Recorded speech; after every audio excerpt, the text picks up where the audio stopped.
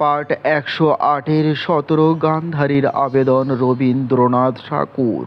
থামাও উৎসব বাদ্যরাজ, অগ্নিগ্রহে যাও পুত্রী ডাকো, পুরোহিতের কালে প্রতীক্ষা করো, শুদ্ধ সত্য চিতে যুধিষ্ঠির আশীর্বাদ মাগিবারে এসেছি জননীর বিদায়ের কালে। গান্ধারীর সৌভাগ্যের দিনমণি, দুঃখ রাত্রি অবসানে দ্বিগুণ উজ্জ্বল উদিবে হে বৎসগণ। বায়ু হতে বলো, সূর্য হতে তেজ, ধৈর্য ক্ষমা করো লাভ দুঃখ ব্রত।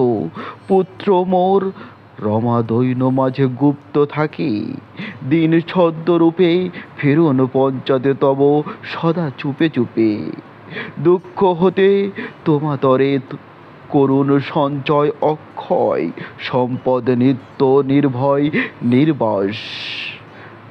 বিনা পাপে দুঃখ ভোগ অন্তরে জ্বলন্ত তেজ করুক সংযোগ, শিখাদগ্ধ দীপ্ত সুবর্ণের প্রায়। সেই মহা দুঃখ হবে মহৎ সহায়, তোমাদের সেই দুঃখে রহিবেন ঋণী ধর্মরাজ বিধি যবে শুধিবেন তিনি নিজ হস্তে আত্মঋণ। তখন জগতে দেব নর কে দাঁড়াবে তোমাদের পথে। মোর পুত্র করিছে যত অপরাধ, খণ্ড করুক সব মোর আশীর্বাদ।